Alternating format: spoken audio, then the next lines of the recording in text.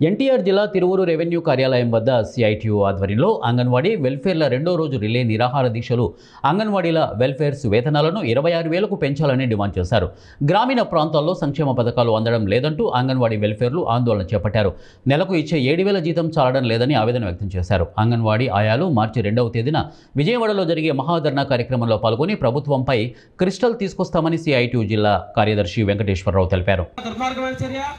గత ఎన్నికల ముందు అంగన్వాడీల దీక్షా శిబిరానికి వచ్చి మేము రాగానే మీ సమస్యలు పరిష్కరిస్తాం మేమున్నామని చెప్పిన నారా లోకేష్ గారు కానీ మంత్రివర్గం కానీ ఈరోజు మొత్తం నిద్రపోతా ఉన్నారు.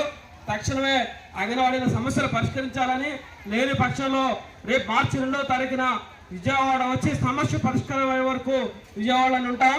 అవసరమైతే చలో అసెంబ్లీకి కూడా వస్తామని చెప్పేసి ఇప్పటికే ఏపీ అంగన్వాడీ హెల్పర్స్ యూనియన్ మరి అలాగే హెల్పర్స్ అర్హత కలిగిన వారికి మరి ప్రమోషన్స్ కూడా ఇవ్వాలని నేను అడుగుతున్నానండి ఈ ప్రభుత్వాన్ని.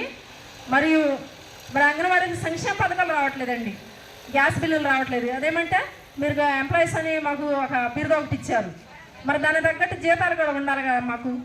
అందుకని మేము జీతాలు లేవు. మరి ఈ సంక్షేమ పథకాలు అసలు ఈ జాబే మానేసి సంక్షేమ పథకాలు తీసుకుంటూ పోతాని మా వాళ్ళందరూ చర్చించుకుంటున్నారు.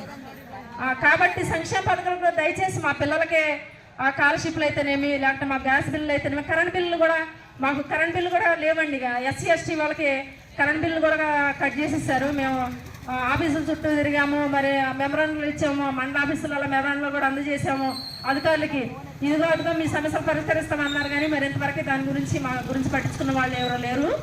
కాబట్టి మాకు కరెంట్ బిల్లు నుంచి విముక్తి కూడా కలిగించాలండి. చాలామంది కరెంట్ బిల్లు కట్టలేక 20,000, 26,000, 30,000 కూడా వచ్చి ఉన్న వాళ్ళు ఉన్నారు. కరెంట్ బిల్లు కట్ చేసిన వాళ్ళు గృహాలు కూడా ఉన్నాయి, మాకు చెప్తున్నారు చెల్లెమ్మలు అక్కలు కూడా. కరెంట్ బిల్లు కట్ చేస్తారక్క మరి మనకి ఏంటి మన పరిస్థితి ఏంటని కూడా చాలామంది మా సిఐటి నాయకులను అయితేనేమి మేము చాలాసార్లు అడిగాము. సుప్రజ గారిని ఫోన్